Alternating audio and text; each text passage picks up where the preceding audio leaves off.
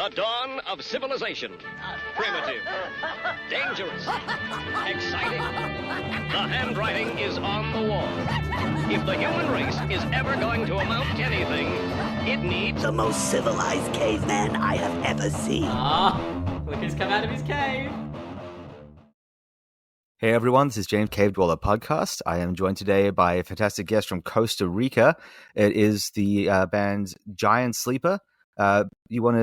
You know what, I'm not going to try and describe them. I'll let them do that themselves. Thank you so much for coming on the show. Appreciate having you here. It's a pleasure. Thanks. Pleasure. Thank you. No worries. So to save me having to do it, because I'm sure you know better than I do, would you like to tell everyone sort of about the band, what type of music you play and what you each do, I guess? That's such a tough question. You started with the hardest question. Yeah, because I feel like every band says like, you know, we have a little bit of this, we have a little bit of that. We play, you know, just our own unique, special blend of music. But I mean, kind of. I always like to describe it like if John Mayer had a really heavy progressive band with like a really, I don't know, if maybe John Mayer joined Pliny and Meshuggah, something like that. Pretty accurate, yeah. That's pretty accurate, yes. Yeah, if John Mayer joined if John Mayer and Matt Garska had a band. Yeah. Exactly. Yeah. But yeah, my name is Massimo Pericolo, extremely Italian name. I am guitarist, composer, singer, marketing lead, admin, systems engineer of the band. And yeah, I don't know if Jose or my name's Jose. I am the other guitar player, the other vocalist, the other engineer. No, I'm just kidding. No, I'm just a measly guitar player, and all I do is play guitar in the band, and all I do is receive orders from the Mr. Composer and do whatever he says and composes and writes on the DAW. No, I'm the guitar player. I work with Massimo, putting the songs together, organizing the ideas, assigning guitar parts, and working more on the arrangement side of the guitar department, if you will. Nice. And my name is Horacio, and I hit these things here. I play drums in Giant Sleeper. That's what I do, basically. So yeah, it's wonderful to be in this band, playing with these guys. Is amazing. It's like playing the music that we have always wanted to play. So it's a pretty good ride. So yeah, sweet. That's awesome. Obviously, we had you on the show because you released a new album titled Hyperliminal. We'll get into that in a second, but before we do you want to tell us a little bit about the band and how it kind of came together? Sure. I guess yeah, I can take it. Yeah, it tells the story. Yeah, I always tell this story. Well, me and Horacio, we had a Dream Theater cover band back when we were like in our early 20s. And we were always like so frustrated that we couldn't, have a creative outlet for all the music that we were studying to put these shows on, right? So we were learning all these Petrucci riffs and Portnoy fills and all that stuff, and we were like getting so much praise here in Costa Rica for pulling that off because, we were in a small third world country where nobody really, takes that sort of risk to, put on a Dream Theater tribute show. You know how much you have to sit down on your ass to study all those riffs and all those solos and all those notes. So like we were getting a lot of praise here in the local scene for pulling off these shows, and we were like parallel to that, we were like, working on our chops, and we were getting into all the new progressive stuff that then came out in the late, in the mid 2010s, like all the Pliny, Chon, Animals as Leaders, all that new scene that was coming out after the Dream Theater. Mm-hmm. Dream Theater took over the early 2000s, like from 2002 to like 2008. Dream Theater was like the prog band, like the fathers of prog. Like they revived the whole genre after it fell, back in the 80s. And we were like very frustrated. Like, dude, wouldn't it be nice if we had that sort of praise from our peers and from the people who come to our shows, but for our original music? And wouldn't that be like better? Wouldn't that just be like great? But we didn't have like the people to make that band. Like the guys that we played with in that tribute band, like like they were good. Obviously, they were good guys and everything, but the creative thing is completely different. The creative ideas were not aligned really, and the schedules and the life situation in particular of every band member was not in line. So we were like kind of frustrated. I was just very frustrated. And then one day I was in the cafeteria of my university campus, and a friend of mine came up to me and was like, "Hey, you're that guy from the Dream Theater cover shows, right?" And I'm like, "Yeah." I was like, "You have to hear this friend of mine's music." And he just gave me a pair of headphones with, back then you did have a headphone jack on your phone, right? So he just gave me a phone with the headphones, and I was like hearing this sort of periphery-ish kind of thing. And I'm like, damn, this It is was really terrible. It was good. It so was bad. really good. Shut up. It was really good. It was bad, but I think it was like nobody else was doing that here. So it was like, holy shit, this guy's Yeah. doing like the genty It thing. was really fucking amazing. But it was this like gen- it was it like was 10-minute 2016. songs. Like it was 2016. I was in college and I was just hearing this. And I was like, dude, who the fuck is this Massimo Pericolo guy? Like even his name, I was like, is he Costa Rican? This name sounds extremely foreign. And he's like, yeah, he's a buddy of mine from school. I'm like, what? He's a buddy of yours from school? And he did. I'm like, he's a great guitar player, but who did the drums? And he was like, he did them. He programmed them. And I'm like, you can program drums to sound like that? And then like, who did the bass? I was like, he programmed the bass. I was like, what? Where are you getting this from? Who's this genius composer who's doing everything and making it sound like modern metal? And like already, like it sounds mastered. It sounds mixed. It sounds like, what the hell is this? So obviously I go on to Facebook at the time and I look this guy up and I'm like, I've been in contact with this guy before. He's commented on my YouTube videos and he's been to my Dream Theater cover shows as well. Like I have a friend request from him and everything. So I just, started speaking with Massimo. I was like, dude, I heard your music. You're fucking genius. Can I swear? Can I swear? Yeah. No worries. Go nuts. Sorry. I was like, dude, he's a genius. I'm like, what are you? Where are you from? What is this? And he's like, oh, I'm just a guy who does this music. And I'm like, this music cannot just be sitting here. Like, what are you doing? So I phoned my friend Horacio and was like, dude, you gotta hear this guy. He makes this sort of music, which is the sort of music we've been wanting to make for a while. And then I just had this idea. I was like, shouldn't we just like get together, the three of us? We'll put the bass like on a backing track. We'll play to a click track. Let's just get together, put the songs together, and play like one show. Let's just play one show. Let's just see what happens. Let's just play one show, see what happens. Immediately, we got along very, like, super great. And the show we played felt very nice. Everything just flowed very well. And fast forward a couple of, like, years down the line, we added the bass player onto the... We finally, you got fed up of playing to a backing track with the bass on the backing track. We added a bass player who happened to be a college buddy of mine and a high school buddy of Horacio's, because Costa Rica is a very small country. And we put the band together, and we were like, all right, I think Massimo has some like newer ideas and like newer songs that he wants to that we could maybe put together as a band and record, and not be a MIDI track. Have real drums on it, have real bass on it, have my guitar solos on it, and have some singing. Let's try out one song with vocals, see how it goes down. And then that happened in 2019. We put out our first EP, and it got very well received. Like, it was a new thing on the prog scene.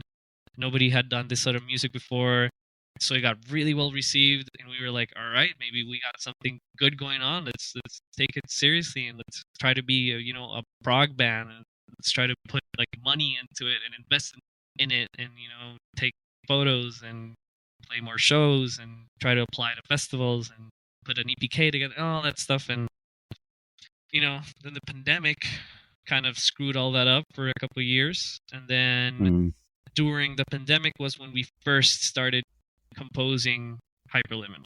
So Hyperliminal was like a project that took way too long to come out, but it came out when it had to come out. Yeah, and we're very it took like 5 years, something like that altogether. It took, like, from 2020 ridiculous to when it just released. Logistical issues and things of that nature that tied everything up, or was it just like it was trying to get everything together? Or... Yeah, it's a lot of things. A big part is the emotional aspect, and being in the pandemic and not being able to get out and like play gigs, and like, where's this going? Like, are there going to be bands anymore? Like the small scene, the small prog scene that we were creating, is it gone now? Yeah, Yeah, like so we there had was a no lot of motivation. We were like, why are we putting so much effort into these songs if we don't know if we're ever gonna be able to even play them live or yeah. promote them beyond our small country? That we can fill a bar with 150 people, like a bar venue kind of place with 150 people, and that's pretty much it. Like in our band and our music, like the target audience goes beyond this country, and we can't even get out of our house past 7. So like, Right. yeah, the motivation was like down in the dumps. So for a long while we weren't really like composing or writing any music. So it took a while for us to like get the strength back together for us to be like, all right, let's start doing this. Let's That get the makes sense. work going up again, and let's finish this album. And life gets in the way, but eventually we managed to pull it off, and we put out the album this year. Yeah, hopefully next release doesn't take 5 years. Yeah, exactly. That's the idea. Yep. Yeah, it's really well done. That's for sure. I Thank think you. we had listened to it like we 3 or had 4 a lot of- times already, and it's awesome. Thank you so Thanks, much. man. We were very lucky to work with a really good engineer. I went on a website called Sound Better. I don't know if you guys know it. No, It's no. like a website for like freelancers, like Okay. it's like sort of like a Fiverr kind of deal, and but for like for like sound engineers and freelance session musicians. And I ran into Adam Bentley from Arch Echo, and he turned out to be a really good engineer. He really nailed it with all the mixing Yeah. work, and really I was made really it. surprised he was like into it. Like we showed him our music, and I think we showed him our old stuff first because we didn't really have anything. I think when we got in touch with him, and he was like, "Yeah, let's go, let's do it." And I think that was a big part of our motivation to continue with the album. Actually, like, holy shit, this actually has a chance to sound, decent. I don't know if any of you guys had the chance to listen to our EP, to like our first release before the album. And Yeah. I mean, it's Eternal Migration. Yeah, there you go. So it's it sounds kind of raw, kind of weird. Sounds And- like the band's first EP. That's how. It Yeah, sounds. exactly. It's like their first thing, and so comparing it It's with like this release, like this might not be my favorite, but I think that like you could definitely tell there was something growing there for sure. yeah, Mhm. yeah. So I don't know what happened. I mean, it was really cool to work with someone who understood like the sound that we were going for, and Yeah. like Yeah, and now Adam- already has a successful band, and tours and whatever. And so it was pretty cool. Yeah, it's nice to get some advice from someone who's like able to like, and then also they know they're gonna take care of making it sound right for you, Yeah. That's awesome. Quick Yeah, we saw question on Adam the grow first as EP. well. Oh, sorry, go ahead. Sure. Oh yeah. No, I was just gonna I was ask- just gonna say that we. Sorry, there's a slight lag there. I'll stop. You talk. Okay. No, I was just gonna say that we also saw Adam, the engineer, like grow his his clientele as well. Like when he started working with it, I found him on Sound Better. When we finished the album, he's doing like all the Mateo Sasato, all the like Neural DSP stuff mixing. Like he did a song with Neural DSP. He does all the modern guitar player mixing stuff. He's doing it. It's him. Like he's the new prog guy for mixing prog dudes' stuff now in the Yeah. scene. So we feel like extremely lucky that we found him early on. That's awesome. I was just going to ask I noticed your logo is a whale, and then the first EP, the album cover is also whales. Is there something like thematically in the band that relates to that, or you guys just like whales, or? I mean, I think it's funny because I didn't know Oh boy. Gojira before Oh, we so worked it's not out related. the whole. It's not really related. I mean, the whole concept of Giant Sleeper is about big things, right? So a huge thing is a whale, right? So I don't know. I think it's very like image based, and like the titles of the songs are just like abstract kind of big concepts or big ideas that sort of instill like this huge openness kind of idea to you. It's not really there's not really like a huge concept behind it. It's just more like an abstract thing. Okay, I'm Like, not when complaining. we- The whales are awesome. So Yeah. Yeah, absolutely. when we worked on the design for Eternal Migration for the cover, we had the titles for the first 5 songs ready. So what we told the artist, Carolina, we told her was like, just take inspiration from the titles of the songs and come up with a very minimalistic setting that combines elements from the titles of the songs, and because they don't have any lyrics, and so that's what she came up with. She came up with this, mountain range with whales doing like a migration route, and a sun, setting in the center. So like when we had to play gigs, they asked us, "Can you give us your band logo in a PNG file?" And we're like, "We don't have a goddamn logo." So we asked Carolina, like, what will you do for a logo? And she just grabbed, concept from the concept art that she already made. And she did the whale thing. We were like, oh, that looks nice. And we just stuck with that. But yeah, there's no thoughts. We ran with it. Just ran with it. It's There's like no the real whale thought. and the letters, it's like a blend of both. We just had like the letters, so it turned out to be like everybody, I don't know, like thinks of Giant Sleeper and they remember the whale, which is good, Yeah. Yeah. It so worked for marketing I think purposes. it was like an accident, or like we never thought like whales, like it's going to be the puppet. I don't know, the thing of Yeah, the band mascot.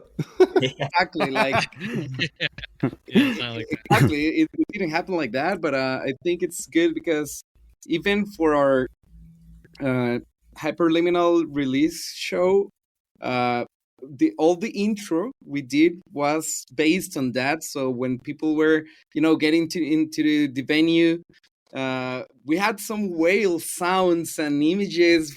I think they don't know that we did like a live DVD of Yeah, like a For that. performance of the whole thing. and it's going Hell to be yeah. released like Soon. Soon, maybe later, maybe next week, later this week, we're gonna release the first Yeah. bit of it. Yeah, we played our whole album in its entirety, plus the EP, plus Wow. Yeah, in a cover theater song. with lights and In a everything. theater. It's and we it's pretty recorded cool. it all, and 5 it'll be a 4K little nice piece of cameras. content. Yeah, Yeah. That's awesome. That's sweet. Let's keep an eye out for that. I'm Yeah. very excited to see that. Yeah, I want to see it. So we've talked a bit about the Does band. You that- mentioned was- Hyperliminal. Your, Oh, sorry. There's a lag. You go ahead. I'll cut this out in so I was post. gonna It's fine. ask, I was gonna say the venue that you guys played that at, is that like your local venue, like your favorite, like your spot, or It was actually the first time we played in a theater. That's Oh, like the okay. I feel like that's like the big move when you've played the same venues, over and over again. It's like we want to release the album. We want to do like a huge thing. Like in And the so- hierarchy of venues in Costa Rica, well, in San Jose, really, you have like the bars, like the small bars, and then you have like medium music venues, which can have a capacity of like maybe 200 people standing up, like getting rid of all the tables and everything. right? And then you have small theaters, and then you have the big theaters, right? And then you have goddamn stadiums and the arenas, right? So Yeah. we were already done with cycling through actually the maybe 4 or 5 medium music venues that are in San Jose. Like we had already played those throughout the whole of 2022 and early 2023. Like we were done with those, so we were like, we need a nice place to put on this big show for the release of the album. So we went on to the small-ish theaters that can fit about 300, 350 people. Yeah, And we chose El Teatro Eugene O'Neill. That's the name of the place. Eugene O'Neill. Nice. And obviously it's a theater, so it's not supposed to be a venue for like hard, metal music. Like a bass, like a kick drum is not supposed to sound like with a big subwoofer, bouncing into your chest. right. So we had to, fill it up with some very decent PA to make it sound like a big show, and use all the resources from the theater, like all the lights and all the big screen at the back, and it was a very different show for the people who are used to seeing us, live in Nice. a small music venue or bar. I just looked Yeah, at to a keep picture on of the doing place. That's a really cool venue. It's bigger than I thought it would be. Mm-hmm. Yeah, it's nice. It's a nice theater. What's your favorite venue besides your theater? Like, what's your local spot? Okay, London. Let's see. There's a bar called the London Room in the center of San Jose. It's very near downtown San Jose. Yeah, it's like in the dead center. Yeah. How funny. The owner is a very good friend of mine. I work with him in another, like in a cover band and everything. And he's just super nice. Like I think since he is a musician as well, like he works in the scene and is a bar owner at the same time. Like I think he has successfully installed a very successful music venue in San Jose that has the feeling of like a venue that you'd find maybe like in Austin, Texas or something like that. Like a venue that has a strict weekly calendar of live gigs and live music happening all the time. Yeah. And I think that right now it's the only venue which you can play. You pay a flat fee to the owner.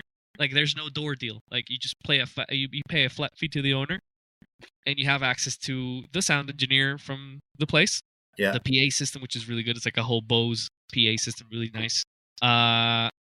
He has a big LED screen behind the stage, so you can even have visuals on. The place has a green room even for the musicians.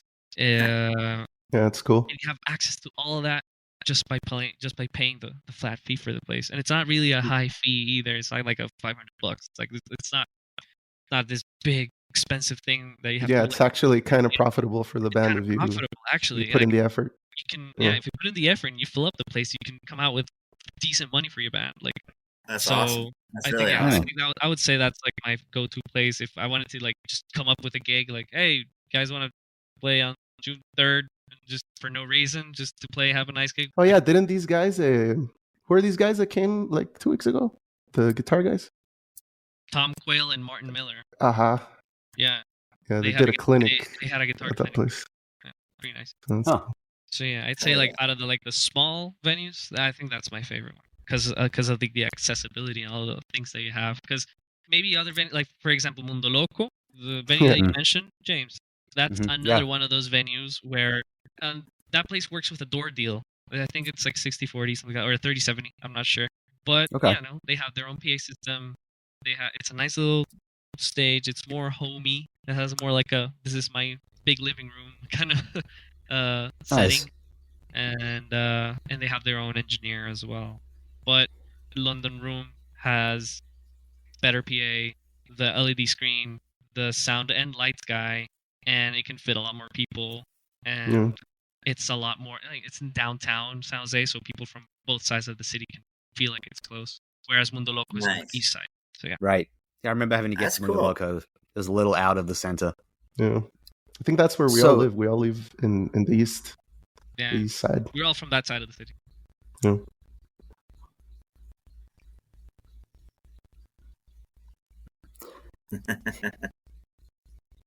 I was going to ask. So we've talked about obviously like the band's history and a new album, but do you want to tell us a little bit about like maybe what inspired the album to start with, and then the choice to add vocals? Such a big question, man. Sorry. No worries. It's just I don't know. I think Horacio should say something. Horacio should talk about what inspired the album.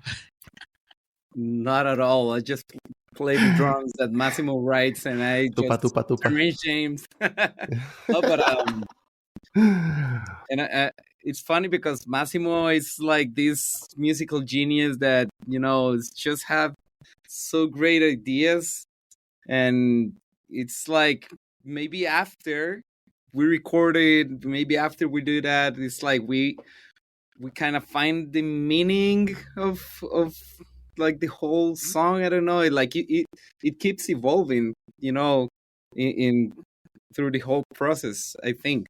Yeah, that's actually a really good point. That actually is kind of how we make it. and I feel very flattered. Honestly, thank you. Everyone here call me a genius, but I definitely don't feel like one. I think the story that we're playing is very. I mean, is a very common thing, just a bedroom musician just making the music that he likes. But no, I think Smart and modest. There's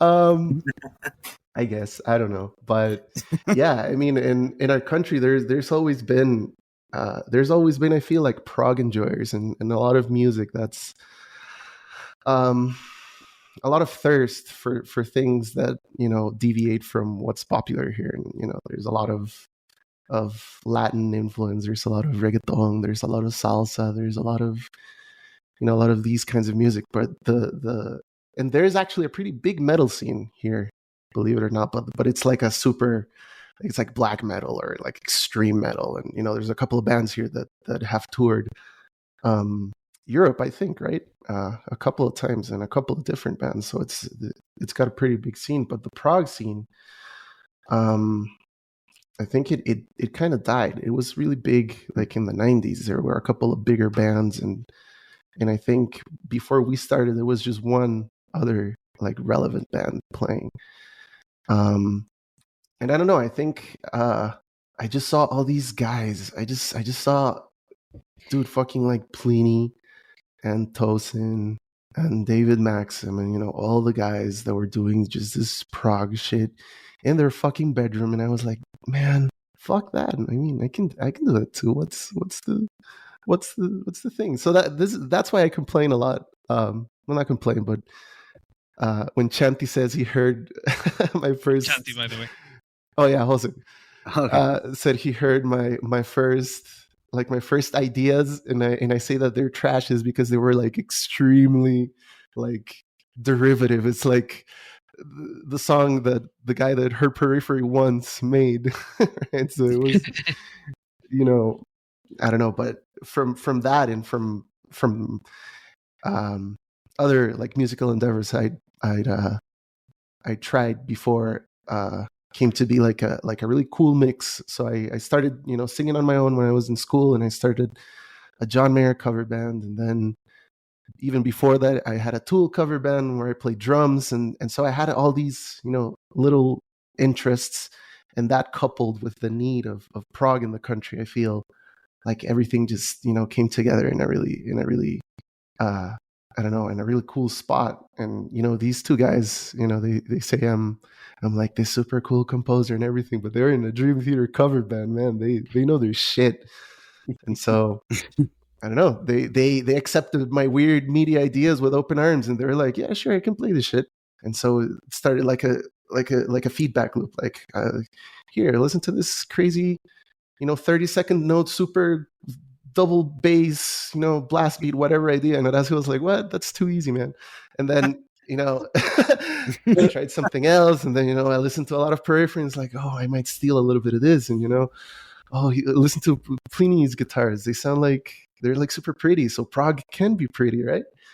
And so why don't I sing in a song? I really like singing. And I mean, it was a whole thing, including singing into Giant Sleeper songs, because a lot of people that came to our gigs was like, oh, dude, this prog is really is so pretty. It's like, I brought my girlfriend and she didn't want to leave the instant we started the gig.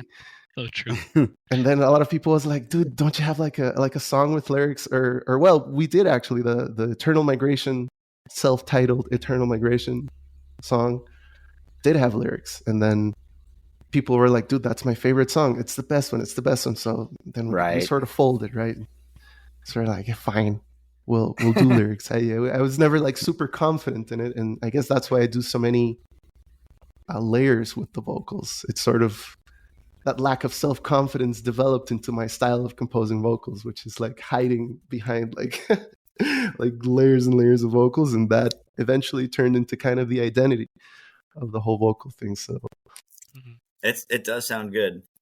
Yeah. I usually am like, hey, we're gonna interview this band from somewhere. We're gonna interview, like, check this out. And I was playing your album, and my wife was like, I don't want to kill myself. Like, wow. Yeah, that's what I mean. Happening, It's like- surprisingly In accessible. Latin America, He's like- where everybody's girlfriend listens to reggaeton, for example, like my friends would bring over their girl, like their really hard partying girlfriends who are used to just going to reggaeton bars and Latin music, and they were like, "Dude, my girlfriend dug your band, and she only listens to reggaeton." I'm like, "What?" And she didn't want to like run away. Like she actually liked it. Like she liked it. She was like jamming with it. And I was like, "Damn, there's something. We got something going on there." I think that the good reception that the live gigs had and the first EP that we released was like our fuel for like, yeah, let's keep it going. And it's so heartwarming. It's so heartwarming Yeah. because in the live gigs we get so much like, this is what I was talking about before, like the need for this type of music. There's people coming out from like the equivalent of out of state just to come to the gig. They take like a couple of buses to. There was like a kid, like a 13-year-old kid that came with his dad, and he's like, "Dude, my dad showed me this band, and I had to come to this gig. And it was amazing, and I'm so inspired." And like we're starting to, right? We're starting to build the whole prog community, and it's great. It's not right. It's not like we intended to do something like that, but the effect that naturally came after the gigs is I think maybe this album really did it. Like, yeah, you're doing something right. Yeah, it sounds. I think it's because it sounds real. I mean, the other Eternal Migration is cool and everything, but it still sounds, kind of raw, and that's fine. But this one is like shit. It sounds like a real thing. Yeah. Yeah. No, you guys definitely put in the work, and you can tell. thanks. Yeah. Before I messaged you guys about having your album on the YouTube channel, I was considering like, it's like, nah, these guys are too good. Like, I don't know if like they might say no if I message them about this album. So that's a genuine compliment. Their manager. yeah. Where's the manager at? How are they not on a label? Like, is there a vinyl coming? Like, that's something that's something I wanted to talk about. Like, you asked earlier before we started recording, like, is there something besides the album you want to talk about? As I was like, do not want to talk about, like, we don't have any future plans. Like, we don't have any future plans in terms of like new music, or like at least that we want to announce. But yeah, we do. I'm doing it. Obviously, we want to make more music. Yeah, obviously, but we don't have anything to announce. But what I do have in mind, and I have been talking to the guys about this. Just that I still have to like concoct it in my head like a little bit better. Is where I'm desperately looking for like the right management for this band for next year, because now that we have a whole album released, plus the EP, plus the success that we had in our local scene, plus all the content that we've been putting out on social media. We went to NAM, we went to Mexico NAM, and everything. We like our drummer, like Horacio is a Minor artist, an Evans artist. Like me and Massimo, we signed an endorsement deal with a guitar brand from Mexico as well, and we went to NAM for the first time. Like, we're the first couple of musicians that go to NAM as original artists, like with our original music backing us up, and we're gonna release this live DVD. I like to call it live DVD. Our live at Budokan. Like we're about to come out with our live thing. Like, that's gonna really set set us up to look like a professional band that takes it very seriously and wants to keep it sounds like playing you and go are somewhere. It doesn't look like you look like it. So I want to knock on the right doors, having all these new tools in hand, so I can present the band as something like really professional and really ambitious, and run into the right type of management that will take the band where we all want it to go. Because on our own, we have faced the reality that we're not enough at all.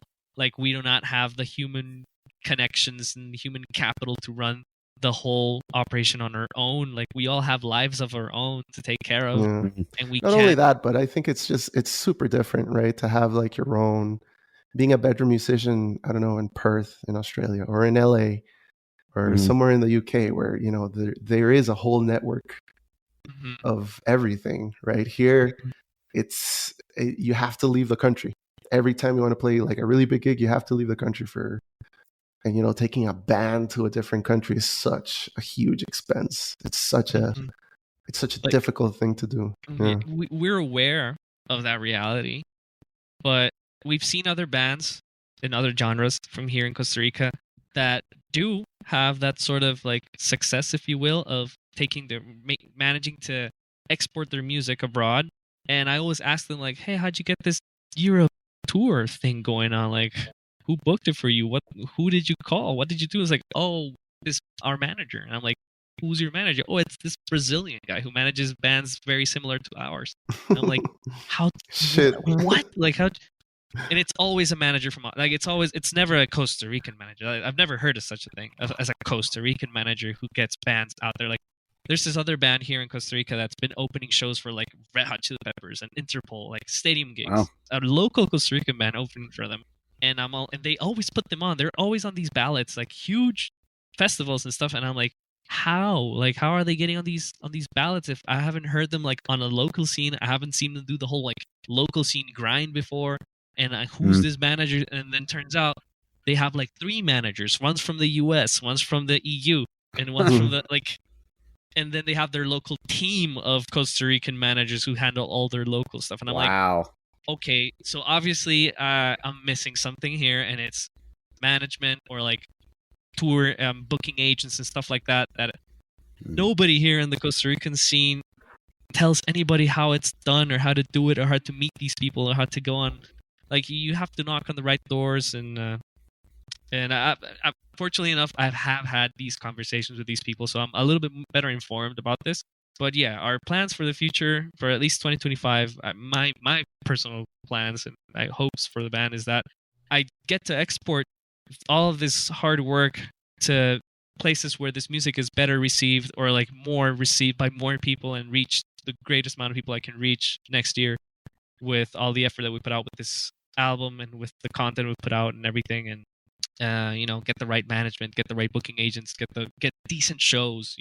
I don't want to go on a Europe tour to play a bunch of bars for 2-5 people in the middle of a small town in Germany. Like, but I know that's something that you have to go through, but I know it can be done in a more like efficient and effective way if I find the right people to do it. You know what I mean? Yeah. Let us know if we're like rambling too much and responding to our questions.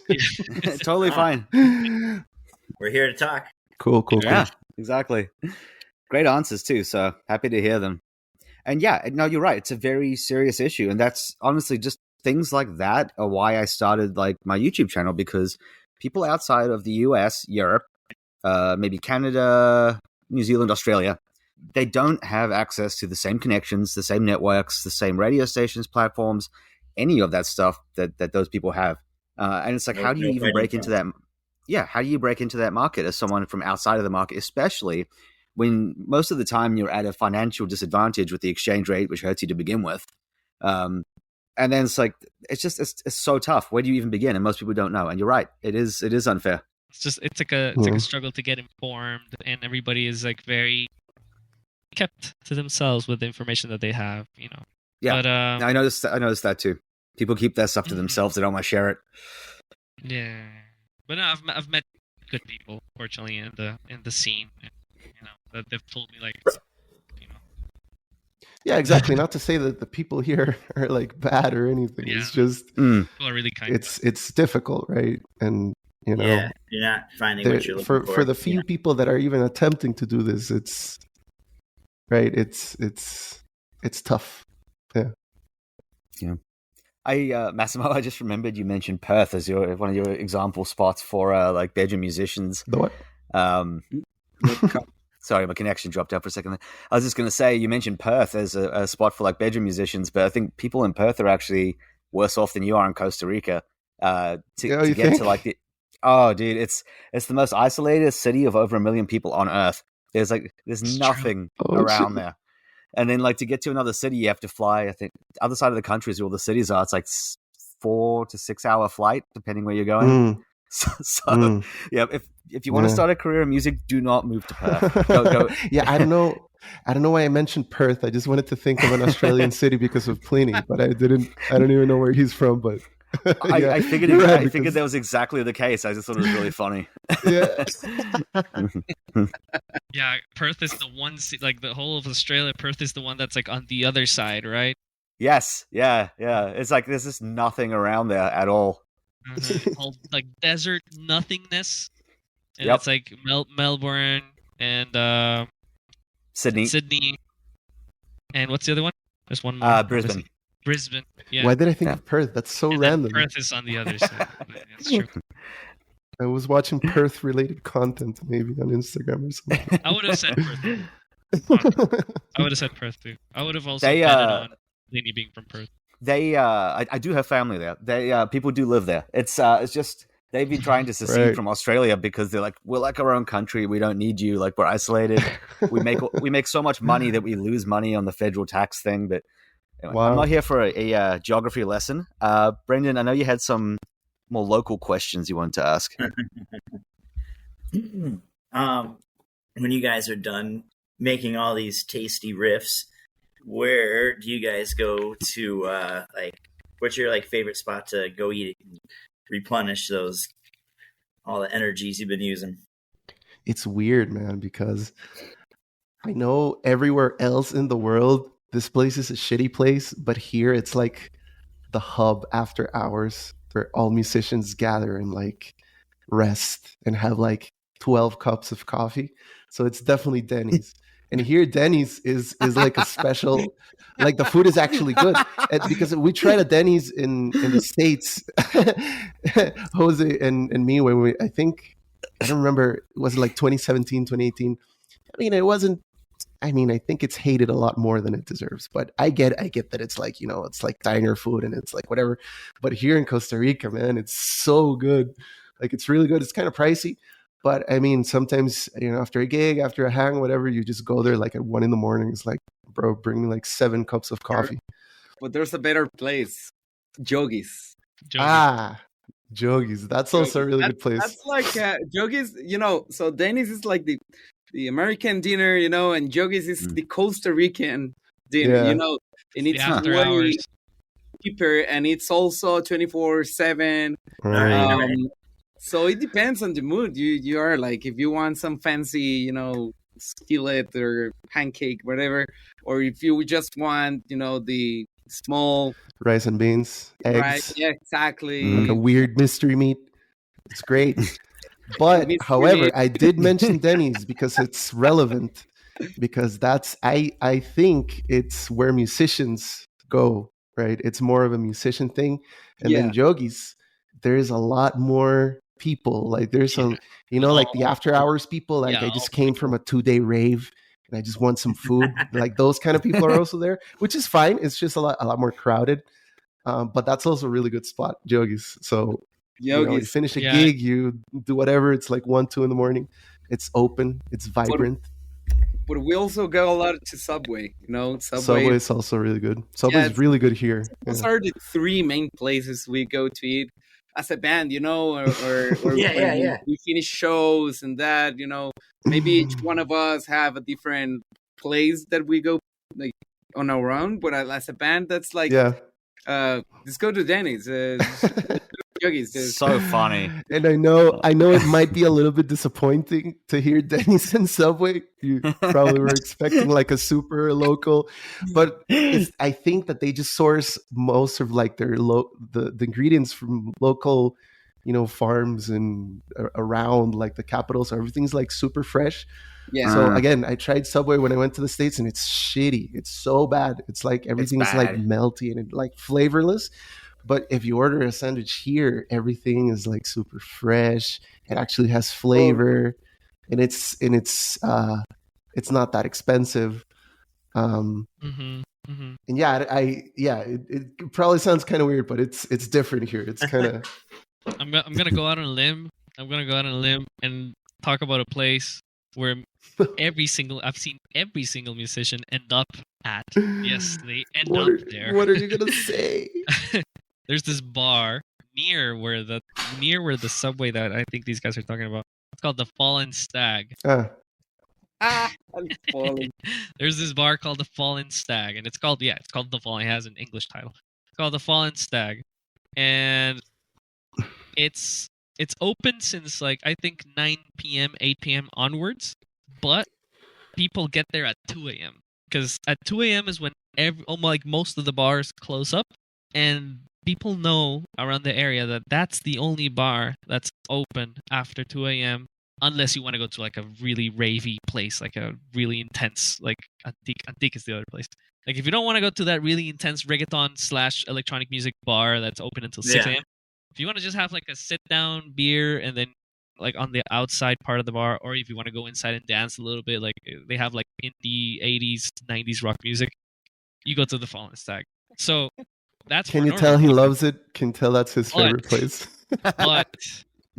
But if you're a There's musician, a lot and you- of stories that happened there. yeah, if you're a musician and you just finished playing a gig, and it's 12 midnight or 11 or something like that, you sit down, you have dinner, and they're like, "Dude, I want to have like a beer after work. Like I want to have the one beer after work. I want to hang out with my musician friends who just finished playing their own gigs, their own wedding gigs that they finished playing until 12 It's a.m. You know, never- until the It's never Until the one, venue just closes. one beer. Never. And it first of all, it's never just one beer, yeah. No. And then you go to this place, you go to the Fallen Stag, and then you run into all of these like colleagues of yours. You run into all these musicians, like, oh, were you out on a gig as well? Yeah, I was out on a gig, was playing. Oh, were you always playing this gig? Oh, yeah. And then it's like this hot spot for musicians after they're done playing their gigs, you know. So it's like our own little after hours bar in that side of the city, where you know you get together and you have the one beer or not, or you get together and then the party just keeps going until 6 a.m. because Jose's the social butterfly. He's like, I want to go to talk to more people, and I'm like, I want to go eat something and then go to Yeah. sleep. It depends on the mood, man. It depends on the mood. But yeah, if we're talking about places, like very niche places, I would say Jogi's. Like it's named after Yogi the Bear. You know, you guys know Yogi the Bear, the old '90s Yeah. cartoon. Well, yeah, the place is named Very boo-boo. Yogi's. Yeah, Mundo exactly. Loco. Mundo Loco is another place that is owned by another musician. You know, their family. Yeah, true. So he plays in a band called Side of Emptiness, and they're really good. They're metal music, and they also play in Bloodstock, the festival, and Nice. I don't remember if they play there, but he owns that place with his father and his family. So that's not 24/7, you know, but that's another really cool place. Shout out to Mundo Loco, because they have been for many years now, and you know. That's also a venue, you know. It's not just a place to eat, you know. They make gigs and everything. We used to play actually several gigs there at that place, and that's also a center, you know, of meeting, you know, gathering with musicians and that, and the food is amazing. So yeah, that's another really cool place, you know. Horatio, that's the only venue in town I've been to. I actually saw a show there. Oh really? Yeah. I went to a gig there. Got invited by some local label owner from a label in San Jose called Cognitive Dissonance Records. Oh. But I remember right next to that place, there's like a big food court, right? Like all the little food Yeah, stalls. actually, I live just here, like Yeah, around the corner from that. yeah, around the corner. Oh, It's nice. here. Okay. That's why he Awesome. loves it. Okay. That's Yeah, cool. that's what I still live I like. live like just No, that's sick. yeah. That's I had He lives some on the really same good block. ceviche and chicharrones there. nice. Yeah. Wow. It's good, You had the man. chifrijo or not? Which one was that one again? It's it's like rice beans with chicharrón and Yeah. All our food is Pico. just Yes, it's just I had a that, different combination of that.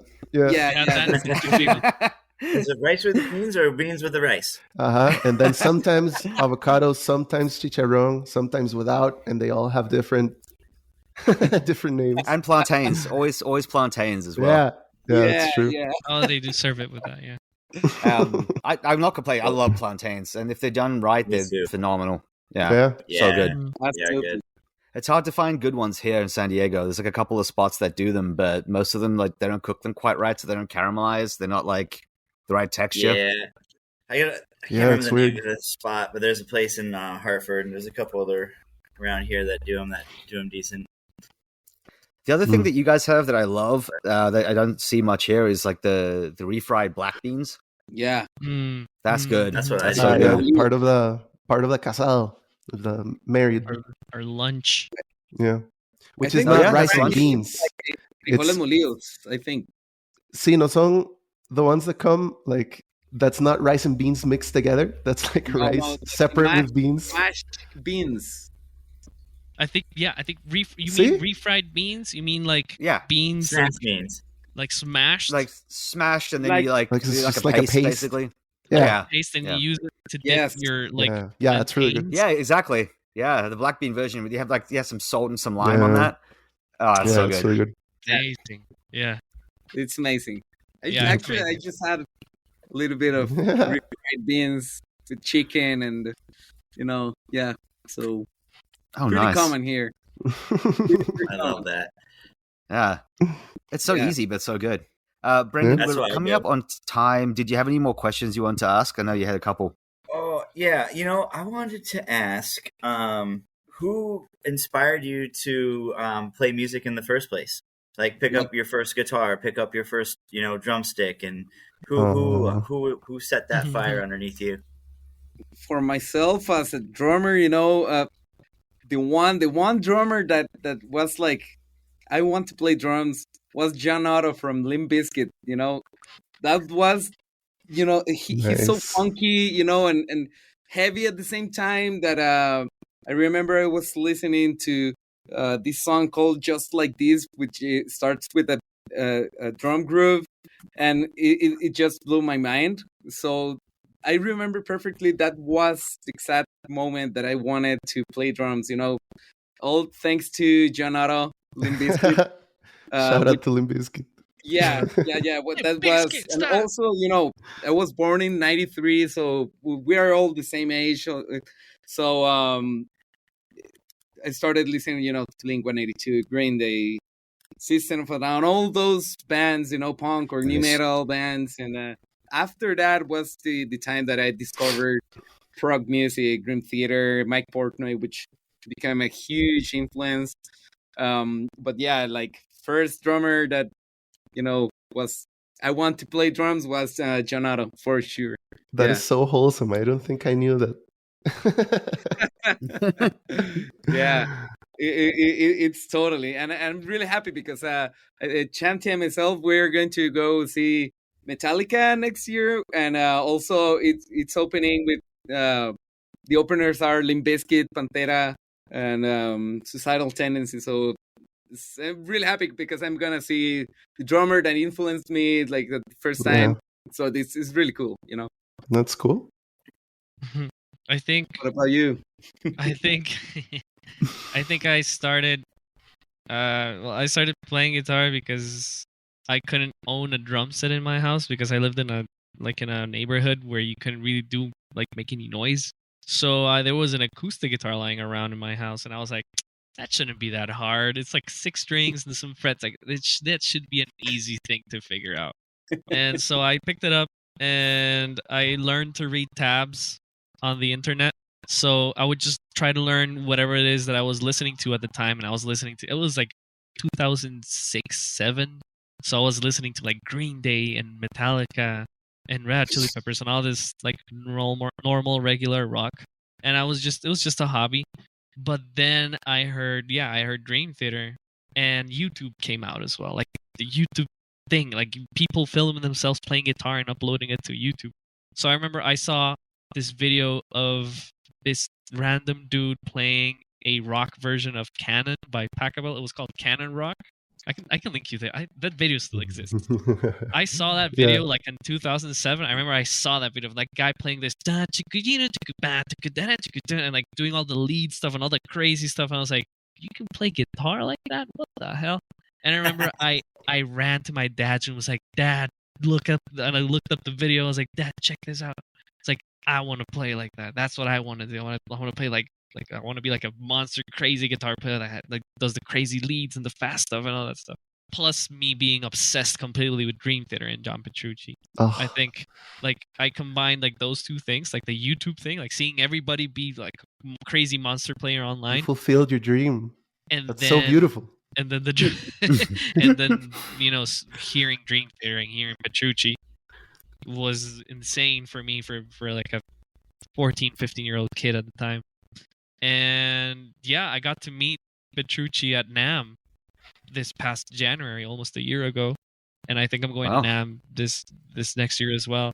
and I got to meet him, and I got to like, it was very weird. Like I got to meet him, shake his hand, and tell him like, dude, thank you so much. Like I am here. I have this badge that says artist and my name on it because when I was 15, I heard your music, and now I'm here, and I was like, I got to tell him like an honest thank you for what you've done for guitar and music in general, and like without Hell creeping yeah, him man. out, obviously. And it was very surreal. So like, yeah, That's I would really say cool. the That is internet so plus wholesome. Dream Theater. Yeah, man, the internet was huge, man. I remember I was a fucking clueless kid, man. I remember just grabbing like my sister's guitar because she had a guitar because my parents loved like gifting her stuff, and I was like, I want some stuff. So I just took her guitar and I just started like a baby, man. Just like, why does this sound this way? You know, like being super like into the sounds of music and everything. And I remember one of the first bands that I was like, damn, I'd love to play this song. It was One Last Breath by Creed. And so I was like super obsessed with Creed. Like with the guitar playing and, you know, all the usual Red Hot Chili Peppers and Green Day. And I was super into Eminem and like, you know, just like normal everyday music. And I remember I don't know if it was my mom, probably my mom or my dad, probably my mom. She was like, you should go take classes because, you know, that's the normal trajectory when a parent sees like a kid, you know, playing with the guitar and making some sounds that aren't like completely awful. And then I remember taking classes, and it was a super nerdy prog head because everything I brought to him, he was like, oh, it's, you know, it's kind of shitty. Don't you like Petrucci, like, you know, prog stuff? And I was like, that actually makes me kind of scared. I'm not sure about that. And I actually didn't like it at the time. It's like so weird. It sounds like it's like super high volume all the time. And I'm, you know, more like a sensitive guy. And I don't know. I didn't say that, but that's basically what I was saying to him. And so I took classes for like 3 weeks and then I quit. And then eventually I think one of the first like wow moments I had when I was like, oh my God, this like left an impression in my psyche was when the video of Steve Vai playing For the Love of God with an orchestra. And I was like, oh my God, dude, what the fuck is this? I remember, again, just like Jose, showing it to my dad, but my dad was fucking awful. And he was like, I don't know, what the fuck is this shit? I don't care about this. My dad didn't get it either. He saw the video, and he was like, I can't even see his face. And I'm like, but Dad, look, the guitar has like, has like a golden plate on it. And it's like, look at his fingers. And he was like, just practice with the metronome, and you'll get it down. And that's but it. I mean, at least he was like engaging with you. My dad was like, Yeah. does this have lyrics? Or like, I don't know, I'm busy, man. Like, go do something else.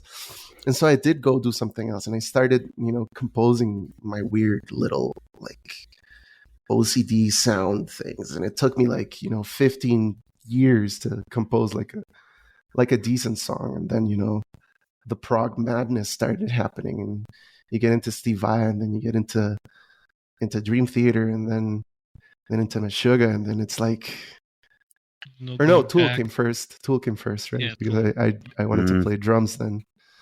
But then it just keeps getting more and more and more intense. And then Sean, and then, you know, Animals as Leaders. And Animals as Leaders, man. Goddamn. They're such, Great band. It's like an obsessive thing. I bet most prog musicians would describe it like as an obsessive thing.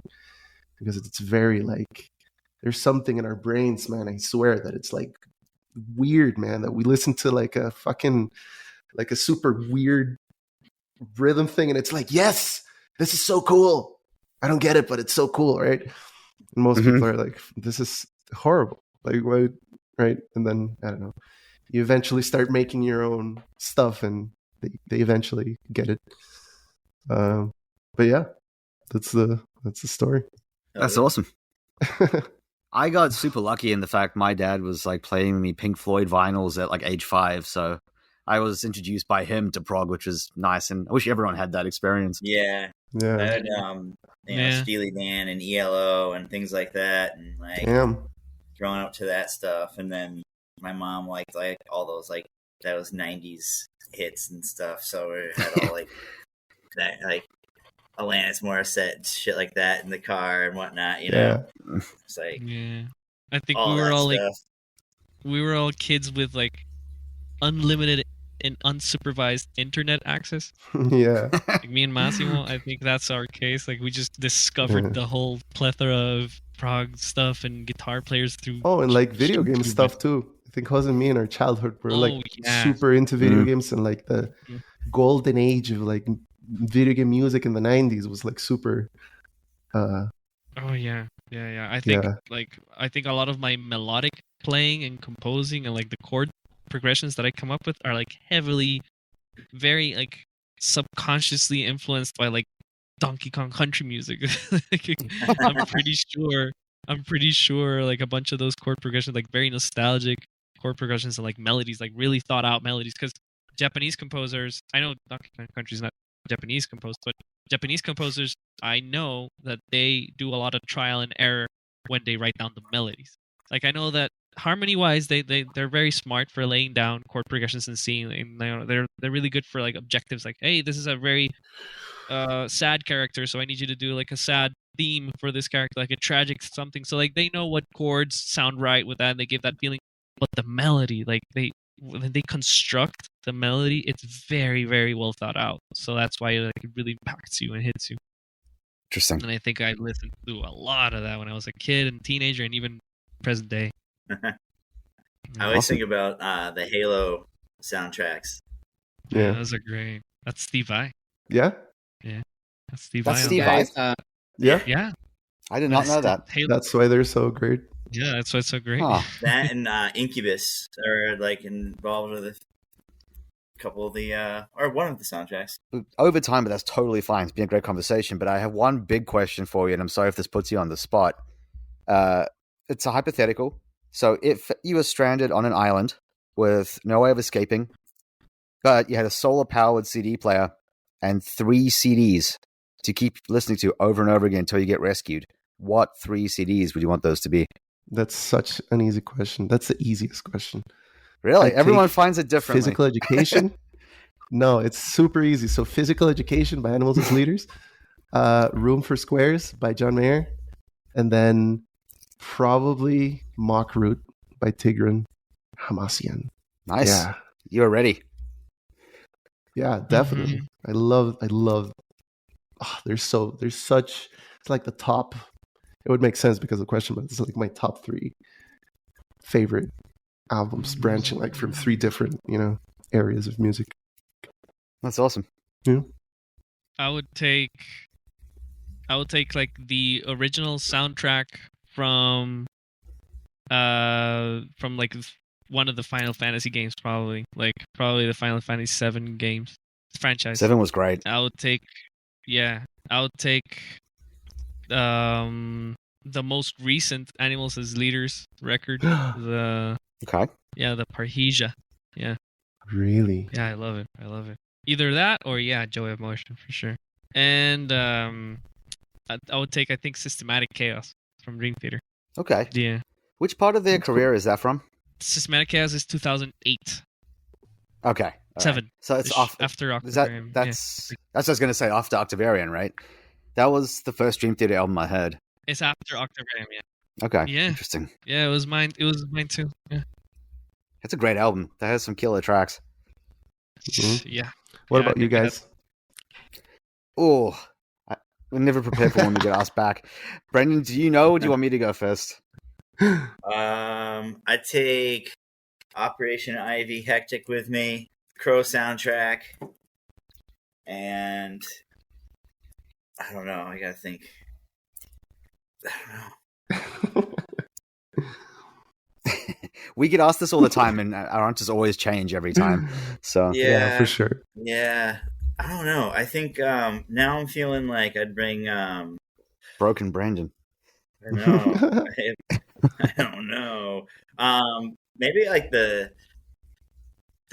first or the third Danzig album. Ooh, Wow. yeah, both good Danzig. choices. Either one. At the moment, my answer is going to be Death Symbolic, Annabelle Dream Reader by The Witches, and The Builders and the Butchers self-titled album. They're like a really authentic bluegrass band from Oregon, USA. Oh, Dark country-ish That's- kind of stuff. Yeah, it's cool. It's like dark Americana, like folk / bluegrass Yeah. stuff, and I have Oh. an insane amount of respect for them because I saw them live, and the entire band except the lead singer, their playing got snowed in, so they couldn't make it, and he just turned up at the venue, and he's like, "Yo, Oh, I have no shit. band, but I'm gonna play. I'm gonna play anyway." So he just like got an acoustic guitar, called a guy he knew in town, and he played drums. He came and played the drums, and he did the full set, just a guitar and some pedals, making up for like a whole like 8-piece band. So no, it was awesome. And he killed it. It sounded great. Yeah, I gotta say, from both of your lists, I think I only know Danzig and the Death album. Okay, But the other four, I was like, Yeah, I gotta get Yeah. into that The- bluegrass stuff, man. yeah, the Witches For are sure. like psychedelic noise / surf rock. So it's like super groovy, really psyched out, super free flowing, and then it's like punk kind of vocals over the top of it. It's great. right. The Yeah, and then, Witchers. Operation Ivy is like kind of, I don't know, posy punk kind of, like it was the founding members of Rancid, you know, so like that kind of like, you could tell it was like the birthstone there. And then the Interesting. Crow soundtrack is just like full of 90s hits. That is Better good. than the new one soundtrack. Oh yeah, don't listen to the new one. Yeah, the original, like Yeah. the 90s. That's the one. Yes, That you got to clarify that. Oof. There's 2 crows now. Yeah, I feel like that's like back then is when they had like movies involved, like music involved in the movies and things like that. You know, like with scenes and certain stuff, and like they had made music videos and what that. You know, like now it's, I don't know. It's changed. I feel like, do people Yeah. make music videos anymore other than just like playing in a white room? Huh. Well, now that So, you say that, I think I'd Just to replace wrap up, I want to probably give you the guys a John Mayer chance album to for the get this out. GoldenEye OST. I was going to say, Yeah. just to wrap up, I want to give you guys a chance to get this information out there. If people want to listen to your music or purchase it, where should they do that? Everywhere. Everywhere. Wherever you just Okay. do a Google, you do a Google real quick. You'll get Bandcamp if you want to buy our stuff directly. You'll get Spotify. You'll get Apple Music. If you're not on any of those, if you don't want to pay anything, it's on YouTube. You guys have it on YouTube as well. Yeah. Amazon Music. You know the whole thing. Wherever you listen to music, it's probably there. Follow us on the Instagram, because that's where we post a lot of like Yeah. updates for what we're up to, and Great. there's our link tree as well, which is just you can go everywhere from there, Yeah. and our YouTube channel. Subscribe to it because we're about to upload a bunch of stuff from our live performance of Hyperliminal. Yeah. Nice. Yeah, I want to see Yep. that. Yep. Yeah, awesome. Excited to see that. Like we're Awesome. seriously about Well- to upload it. Coming next week. Exciting. So lastly, I just want to say thank you for taking the time and coming on. It's been really great chatting to you. You are our first Costa Rican guests. So thanks for shedding a light on the country and the music scene. It's Nice. been really interesting. And if you ever have another album in the future or anything, want to come back on, we'd love to have you. Thank Yeah, you. absolutely. If you're ever Yeah. down in the country, let us know. We'll be glad to meet up. Bro, we'll go to Definitely. Jogi's, man. We'll go to Joey's. All right, we'll go I'm to the down. nice Real spot you mentioned. authentic experience. Yeah, let's do it. And also, like, I want to come back. Mhm. Yeah. Also, I want to shoot you guys a message with some other nice prog bands from the scene, Oh, so you please guys, do. Oh, yeah. Yeah, definitely do it. so you guys can hear a little bit more of what's going on besides our band. Yeah. If you send it through the Instagram chat we've been having, I'll pass it on to Brendan. For sure. Cool. For everyone listening at home, thank you so much for tuning in, and come back next week for another guest.